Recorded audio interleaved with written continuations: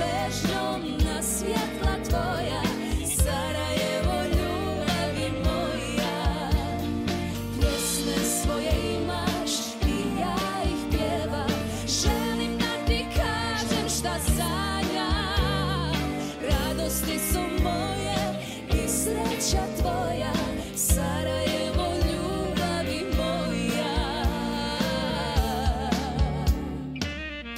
I mogu oni nama da pričaju i da govore kako oni žele, molim vas lijepo, da Bosna i Hercegovina što prije uđe u Europsku uniju, ali ako pogledamo njihova djela, odnosno ako pogledamo, dragi moji, ono što oni rade, lako možemo da vidimo da sve oni što govore su faktički neistine i da njima nikad u krajnjem cilju nije ni bilo da Bosna i Hercegovina postane punopravna članica Europske zajednice. Poštovani gledatelji, dobar vam dan i dobrodošli. Moje ime je Asim Rendala, vi pratite političku emisiju na Auslander HD TV kanalu. I mogu nama i dalje da prodaju maglu, prodaju muda pod bubrege, bacaju prašnu u oči i govore kako oni rade sve, molim te lijepo, sve što je u njihovoj mogućnosti kako bi Bosna i Hercegovina što prije ušla u Europsku uniju. Stvar je takva da bi Bosna i Hercegovina, dragi moji, uopšte ušla i postala članica Europske unije, potrebno je da se desi u Bosni i Hercegovini slučaj Sanader. A pošto kod nas postoje 3 različite nacije, bilo bi u redu da se kod nas desi onda 3 Sanadera. Ili ti ga da sve 3 nacionalne vođe ili ti ga lidera, kako se oni proglasili, završe na optuženičkoj klupi. Ne kaže Asim da su oni krivi, presumpcija nevinosti, sve jedan optuženik je nevin dok mu se ne dokaže krivica i mogu slobodno da hodaju čaršijom i radi šta hoće, kao što tu i radi. Ali da bi mi postali dio zapadnog svijeta, ne može onda naše društvo, dragi moji, da bude korumpirano. Ne možemo da budemo podložni korupciji i kriminalu. Sve dok mi razmišljamo na kriminalan način, kako da zajebemo neko, kako da prevarimo neko, kako da se obogatimo na što lakši i jednostavniji način, da ne moramo da radimo, da dižemo noge ustu, a da smo bogati, imamo svega, da kad odemo, molim vas lijepo, na šalter, da tutnemo onoj tamo tetki na šalteru cenera i kažemo hajde buna, progledaj kroz prste, evo cenera za papir, ili šta ti ga ja znam, evo 1.500, 2.500, da postanem medicinski tehničar, ali šta ti ga ja znam, koja diploma. Ne možemo, dragi moji, tako u Europsku uniju.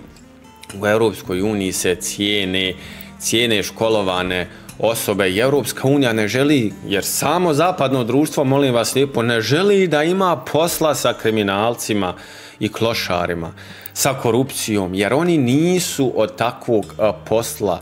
Nećete nikad u Njemačkoj moći da potkupite jednog policajca, jer, dragi moji, znači, to je jednostavno tako, to je takvo društvo. Ako pokušate, rećemo, u Njemačkoj, u Švedskoj, u Austriji, u Švicarskoj da potkupite jednog policajca, vi ćete automatski da budete, odnosno policajac će vam na licu mjesta da potpiše, odnosno da napiše kaznu za pokušaj korupcije.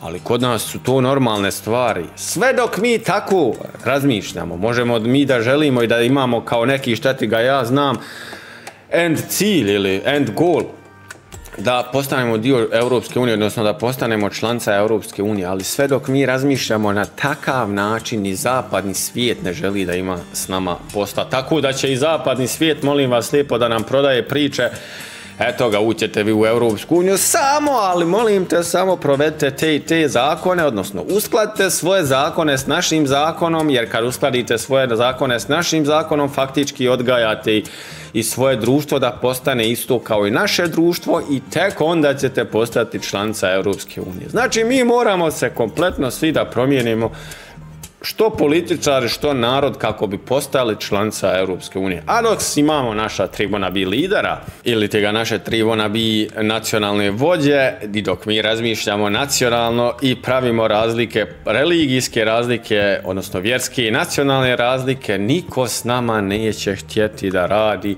osim na zemalja Balkana. Samim time, dragi moji, mogu oni nama da govore da oni žele da Bosna i Hercegovina uđe u Europsku uniju i da rade sve kako bi Bosna i Hercegovina ušla u Europsku uniju, ali tek onog trenutka kada oni promijene svoju retoriku i kad njihova retorika ne bude više nacionalistička, nego bude građanska retorika. Znači, kada njima građani, odnosno narod, bude na prvom mjestu, tog trenutka će Europska unija sama dragovoljno da nam otvori vrata i kaže, evo ga, sada ste spremni da postanete punopravna članica Europske unije.